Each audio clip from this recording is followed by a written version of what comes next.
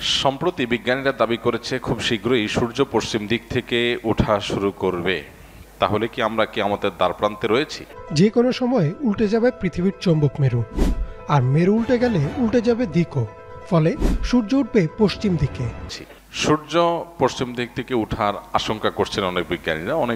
প্রথমত অনেক সময় আমাদের দেশে এই জাতীয় রিপোর্টগুলোতে বলা হয় এক জিনিস, আর রিপোর্টে উপস্থাপন করা হয় এটাকে আরো ফুলিয়ে ফাঁপিয়ে দর্শক বা ভিউয়ার্স টানার জন্য আকর্ষণীয় করে চমকপ্রদ করে সেটাকে উপস্থাপন করা হয়। বাস্তবতা আসলে এই টাইপের না, এরকম হয় অনেক সময়। এখানে রিয়েল ঘটনা কি সেটা আমি জানি না, যদি ধরেও নেই যে রিপোর্ট যেভাবে করেছে সেভাবে রিপোর্টটা আমি দেখেছি।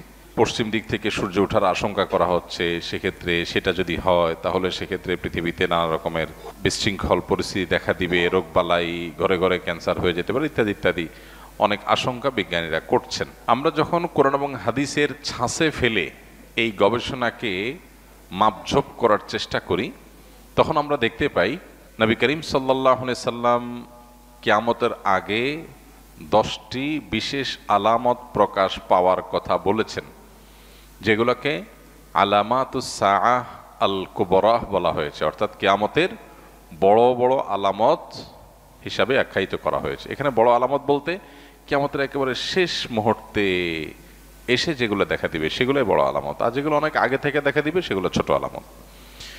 তো কিয়ামতের প্রায় 141টার মতো ছোট আলামত আছে, যেগুলো বিভিন্ন বই পুস্তকে ওলামা একরাম কোরআন এবং হাদিস থেকে সংকলন করেছেন। সৌদি আরবের একজন আলেম ডক্টর মোহাম্মদ আল আরিফি, তার একটা কিতাব আছে, সেখানে তিনি আলামাতুস সাআত এই 141 সবগুলোকে একত্র করেছেন।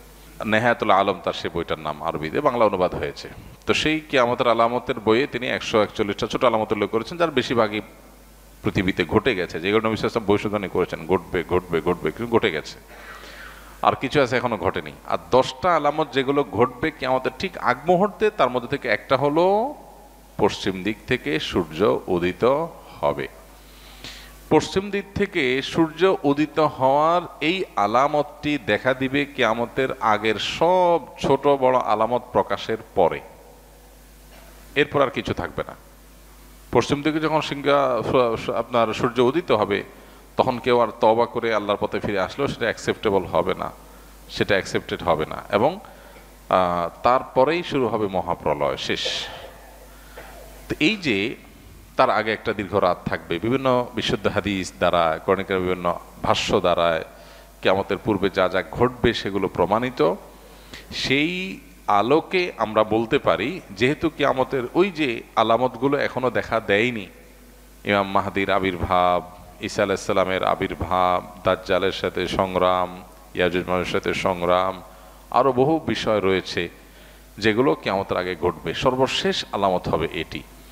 তো সেই ছাঁচের সাথে আমরা মিলাইলে দেখি যে এটা যদি ঘটেও, বিজ্ঞানীদের এই গবেষণা যদি সত্যও হয়, তাহলে কিয়ামতের আগে যে পশ্চিম দিকে সূর্য উদয় হওয়ার কথা হাদিসে বলা হয়েছে, এটি সেটা নিশ্চয়ই না।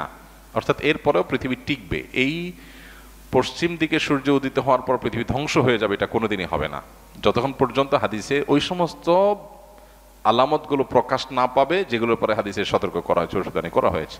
এর আগে আপনারা দেখেছেন বিভিন্ন সময় বিজ্ঞানীরা গবেষণা বলেছেন, বিভিন্ন আপনার নক্ষত্র তাদের যে কক্ষপথে তাদের যে বিচরণ হয়ে থাকে, আল্লাহ সুবহানাহু ওয়া তাআলা কোরআনে কারীমে যে বলেছেন যে ওয়াশ-শামসু তাজরি লিমুস্তাকাররিন লাহা যালিকা তাকদীরুল আজিল আলীম ওয়াল কামারু কদ্দারনাহা মানাজিলা।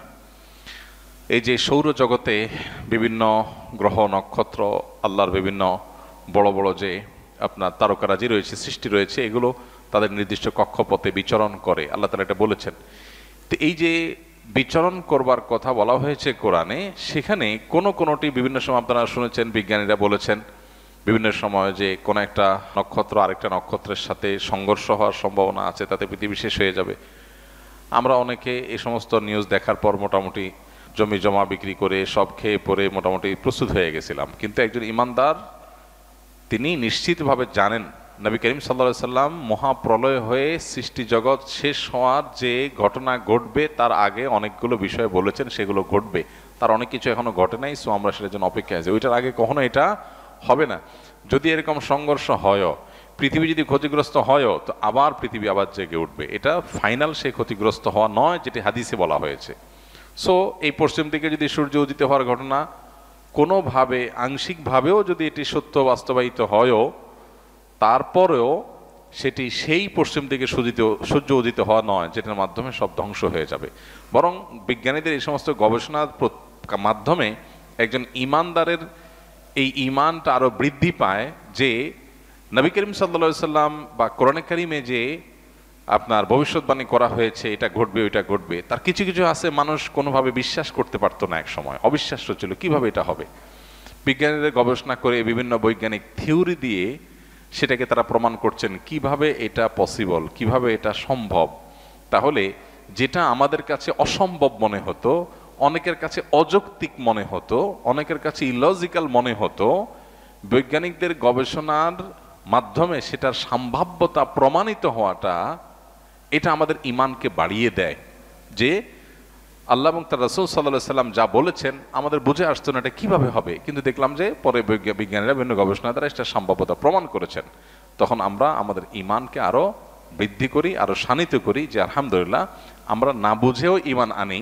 কিন্তু আমার না বুঝে ঈমান আনার মানে এই না যে আমি যে বিষয়ের প্রতি ঈমান এনেছি এটা ইলজিক্যাল, লজিকটা আমার জানা নেই, পরে আবিষ্কার হয়েছে, কিন্তু আল্লাহ যা বলেছেন তার চেয়ে বড় কোনো লজিক হতে পারে না, সেটা আমার এখন বুঝে আসুক আর না আসুক। এখান থেকে বড় ঈমান আরো আমাদের বৃদ্ধি হয়। তবে এটা সেই ঘটনা অবশ্যই না যেটি হাদিসে বলা হয়েছে, কারণ তার আগে আর অনেক কিছু ঘটার কথা বলা হয়েছে। আস সুন্নাহ ফাউন্ডেশন, উম্মার স্বার্থে সুন্নাহর সাথে।